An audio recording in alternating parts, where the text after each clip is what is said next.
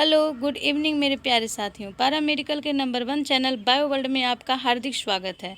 दोस्तों, जैसा कि आप लोग को पता है, बायो वर्ल्ड आपके लिए इंग्लिश की एक बेहतरीन क्लास लेकर आई है, जहां आप लोग को पैरा मेडिकल में पूछे गए इंग्लिश की हर वो चीज़ को पढ़ाई जाएगी जो एग्ज़ाम में आते हैं। दोस्तों, कल हम लोग 2020 में पूछे गए क्वेश्चंस को देखे थे, उसी तरह आज हम लोग 2019 में पूछे गए क्वेश्चंस का सॉल्यूशन करेंगे। इस तरह से आप लोग के सारे सेट्स कवर हो जाएंगे। उसके बाद हम लोग इंग्लिश का टॉपिक वाइज सॉल्यूशन करेंगे। ठीक है दोस्तों, तो चलिए हम लोग चलते हैं क्वेश्चंस की तरफ। यहाँ पे फर्स्ट क्वेश्चन में बोला जा रहा है, answer this questions after reading the flowing passage. पहले हम लोग को पैसेज को पढ़ना है, उसके बाद आंसर्स करना है। तो पैसेज में लिखा हुआ है, आई हैव अ ड्रीम, मेरा एक सपना है, दैट वन डे, कि एक दिन, this nation will rise up, ये जो राष्ट्र है वो आगे बढ़ेगा, ग्रो करेगा, and live out the true meaning of its creed.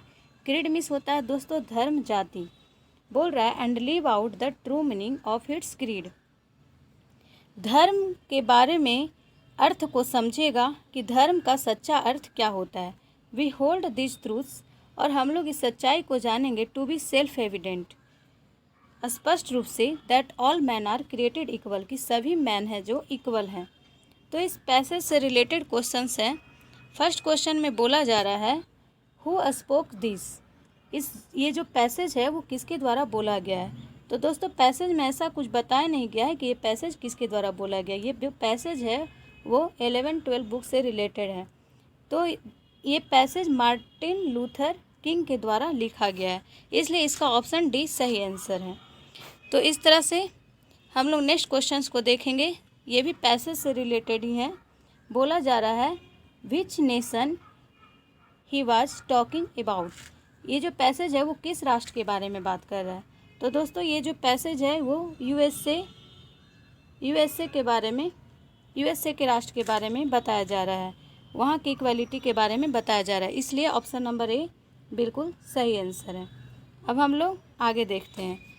ये भी पैसेज से रिलेटेड ही क्वेश्चन है। बोल रहा है कि in what context he was talking of equality, ये जो इक्वालिटी की बात कर रहा है वो किस चीज़ की इक्वालिटी के बारे में बात कर रहा है। क्या वो वेल्थ के बारे में बात कर रहा है, धन से रिलेटेड है? नहीं, धन से रिलेटेड इक्वालिटी नहीं बोल रहा है। हैविंग अ मोबाइल का तो डिस्कस ही नहीं हुआ है। स्किन कलर, मतलब वो धर्म जाति रंग रूप से रिलेटेड बात कर रहा है, ये हो सकता है। Freedom from a foreign power, वो विदेशी शक्तियों के बारे में बात कर रहा है, नहीं, ये धर्म जाति से ही रिलेटेड है। तो ऑप्शन सी ही सटीक आंसर जा रहा है, इसलिए ऑप्शन सी इसका राइट आंसर है। अब हम लोग नेक्स्ट क्वेश्चन को देखेंगे। नेक्स्ट क्वेश्चन में बोल रहा है, who wrote into that heaven of freedom my father let my country awake, ये पैसेज से रिलेटेड है। बोल रहा है इस पैसेज को किसने लिखा है। तो दोस्तों, ये पैसेज रविन्द्रनाथ टैगोर के द्वारा लिखा गया है, इसलिए टैगोर इसका राइट आंसर बनेगा। अब हम लोग क्वेश्चन नंबर 60 की तरफ चलते हैं। 60 नंबर क्वेश्चन में बोला जा रहा है, 4 seasons fill the major of the year, एक ईयर में 4 सीजन्स होते हैं। There are 4 season in the mind of a man, एक मैन के माइंड में भी 4 सीजन्स आते हैं। What are the 4 seasons of mind which the poet is talking about, ये जो मैन के माइंड के 4 सीजन के बारे में बात कर रहा है वो किससे रिलेटेड बात कर रहा है। क्या वो मूड से रिलेटेड बात कर रहा है, 4 डिफरेंट मूड्स के बारे में बोल रहा है? नहीं, मूड से रिलेटेड ये नहीं है। वर्चुज मतलब होता है सत्य, सत्य से रिलेटेड भी नहीं है। सिंस मिस होते हैं पाप, पाप से रिलेटेड भी नहीं बोल रहा है। यहाँ पे 4 stages of a human life में जो 4 स्टेजेज आते हैं, शिशु, बालपन, युवावस्था, प्रौढ़ावस्था, उस अवस्था के बारे में ये बात कर रहा है, इसलिए यहाँ पे ऑप्शन नंबर बी है जो इससे रिलेटेड है, सेंटेंस से रिलेटेड। अब नेक्स्ट क्वेश्चन चलते हैं, क्वेश्चन नंबर 61 क्वेश्चन नंबर में बोला जा रहा है, which word is spelled incorrectly, इन चारों में से कौन सा एक वर्ड है जो इनकरेक्ट है, जो कि गलत है। तो चारों ऑप्शंस को हम लोग देखेंगे। फर्स्ट ऑप्शंस में है इग्नोरेंट, सेकेंड में डिफेंड, एक्सेलरेट और रिपेल। यहाँ पे इग्नोरेंट का जो मीनिंग है वो गलत लिखा हुआ है, IGNORENT, बट इसका मीनिंग होता है IGNORANT, जिसका मतलब होता है अनभिज्ञ, अनजान। तो यहाँ पे ए नंबर ही इनकरेक्ट है मीनिंग। बाकी ऑप्शंस को देखते हैं।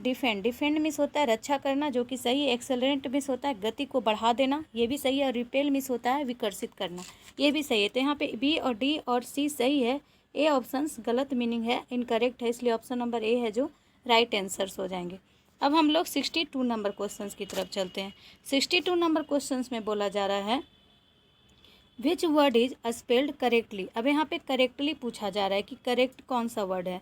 तो ये 4 ऑप्शंस में ही एक ही वर्ड करेक्ट रहेंगे, बाकी 3 ऑप्शंस इनकरेक्ट है। इनोसेंट, INNOCENT होता है, INNOCENT, इनोसेंट मीन्स होता है निर्दोष, ये गलत मीनिंग लिखा हुआ है। सक्सेस भी गलत है, SUCCESS, सक्सेस मीन्स होता है सफलता। फॉली, FOLLY होता है, फॉली मीन्स होता है मूर्खता। यहाँ पे डिफिडेंट ही एक सही मीनिंग है, डिफिडेंट मीन्स होता है संकोच। ठीक है दोस्तों, तो डी ऑप्शन यहाँ पे करेक्ट मीनिंग है, इसलिए ऑप्शन नंबर डी यहाँ पे राइट आंसर्स हो गए।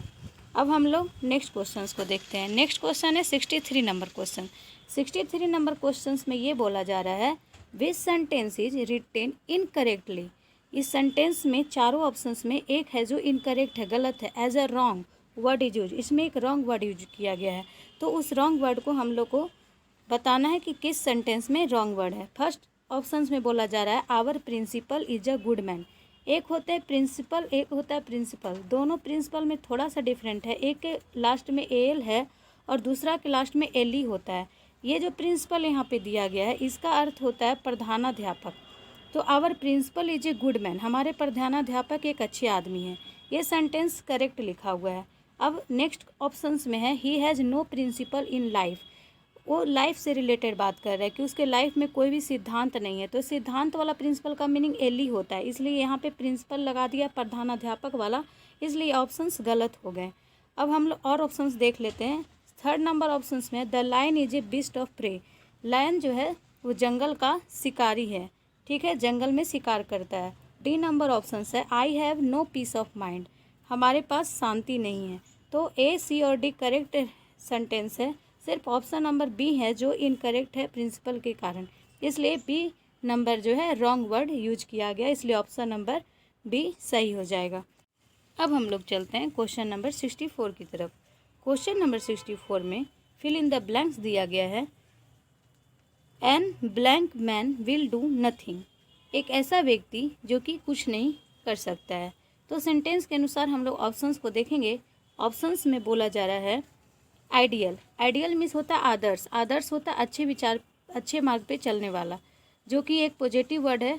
बट क्वेश्चन हमसे पूछ रहा है मैन विल डू नथिंग, जो कि कुछ नहीं कर सकता है। बी नंबर में है आइडल, आइडल मीन्स भी आदर्श होता है। मेल, मेल मीन्स पुरुष होता है।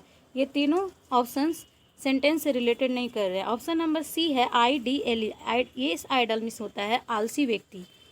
तो सेंटेंस के अनुसार ऑप्शन नंबर सी सही आंसर है, ठीक है। अब हम क्वेश्चन नंबर 65 में, क्वेश्चन नंबर 65 है, ये एक फ्रेज है to eat the humble pie. Eat the humble pie means होता है अपने के लिए क्षमा मांगना। तो ऑप्शन के अनुसार ऑप्शन नंबर ए में टू अपोलोगाइज, इसका मतलब ये होता है क्षमा मांगना, तो ऑप्शन नंबर ए ही राइट आंसर है। बाकी to eat cheap sweet, to eat less, to eat more, ये सब ऑप्शन इससे रिलेटेड नहीं है, इसलिए ऑप्शन नंबर ए ही सही आंसर है। एडम्स में एडम्स को याद करना पड़ता है, उससे रिलेटेड वही आंसर बनता है, ठीक है दोस्तों। अब हम लोग चलते हैं क्वेश्चन नंबर 66। क्वेश्चन नंबर 66 में एंटोनिम पूछा है। एंटोनिम मीन्स होता है इसका विलोम बताना। फीकल, फीकल का मतलब होता है अस्थिर, चंचल, तो अस्थिर का उल्टा होगा स्थिर, जो कि कांस्टेंट मीन्स होता है स्थिर, इसलिए फीकल अस्थिर का उल्टा कांस्टेंट स्थिर हो जाएगा, ऑप्शन नंबर बी।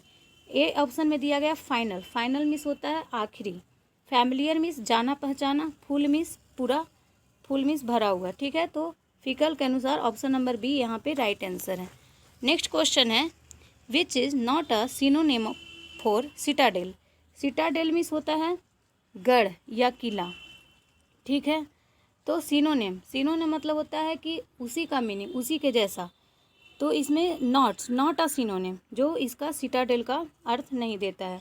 तो बेस्टियन, बेस्टियन मीन्स भी होता है छावनी, किला, जो कि इसी से रिलेटेड है। कास्टल मीन्स भी होता है गढ़, किला, ये सब। स्ट्रॉन्ग होल्ड मीन्स भी किला ही होता है। तो ये तीनों वर्ड इसके सिनोनिम्स हैं। Option number D large kingdom जो है इसका मतलब होता है विशाल साम्राज्य, इससे रिलेटेड नहीं है, इसलिए ऑप्शन नंबर डी इसका सिनोनिम नहीं है, ये इसका आंसर बनेगा, ऑप्शन नंबर डी। अब नेक्स्ट क्वेश्चन है which word describe movement of elephant. Elephant के मूवमेंट को हम लोग क्या बोलते हैं? एलिफेंट जो चलता है उसको हम लोग क्या बोलते हैं? तो यहाँ पे 4 ऑप्शंस हैं। ट्रोट, ट्रोट मीन्स होता है दोस्तों छोटे कदम रख कर दौड़ना, ठीक है। लिप मीन्स होता है छलांग लगाना। एम्बल मीन्स होता है धीरे धीरे चलना, धीरे धीरे आगे बढ़ना, टहलना। और प्रोल मीन्स होता है तलाशी करना। तो एलिफेंट के अनुसार वो धीरे धीरे चलता आगे बढ़ता है, तो सी ऑप्शन इसका सही आंसर बनेगा, एम्बल, ठीक है। अब नेक्स्ट क्वेश्चन में है the place where eagles live. वैसा प्लेस जहाँ ईगल रहती है उसको हम लोग क्या बोलते हैं? ठीक है, ईगल्स के होम को बताना है। तो होल, ऑप्शन नंबर ए में दिया गया होल। होल मीन्स होता है छिद्र। इसका आंसर नहीं बनेगा अष्टाई। अष्टाई सुअर के रहने के स्थान को हम लोग अष्टाई बोलते हैं। ईयरी, EYRIE, इसका मतलब होता है ऊंचा घोंसला, ऊंचे जगह पे घोंसला बनाना, ठीक है। तो यहाँ पे ईगल्स के अनुसार ऑप्शन नंबर बी ही इसका सही आंसर बनेगा। और डेन मतलब होता है जहाँ लायन रहते हैं, टाइगर रहते हैं, उसको हम लोग डेन बोलते हैं। तो ईगल्स के होम को हम लोग आयरी बोलते हैं, EYRIE, इसलिए ऑप्शन नंबर बी यहाँ पे सही है। अब नेक्स्ट क्वेश्चन देखते हैं। नेक्स्ट क्वेश्चन है दोस्तों the young one of a goat is called. इस क्वेश्चन को हम लोग कल भी पढ़े थे, तो इसका आंसर आप लोग कमेंट सेक्शन में बताइएगा। तो इस तरह से दोस्तों हमने सारे क्वेश्चंस को कंप्लीट कर लिए। अगर आपको क्वेश्चन से रिलेटेड कोई भी प्रॉब्लम है, डाउट है, तो आप हमें कमेंट सेक्शन में पूछ सकते हैं। आपको ये वीडियो कैसी लगी? अगर अच्छी लगी तो प्लीज़ लाइक कर दीजिएगा और इसे शेयर एंड सब्सक्राइब कर लीजिएगा, ताकि आने वाला हर वीडियो आप तक जल्द पहुंच सके। तो ठीक है दोस्तों, मिलते हैं नेक्स्ट वीडियो में। तब तक के लिए बाय, टेक केयर, जय हिंद।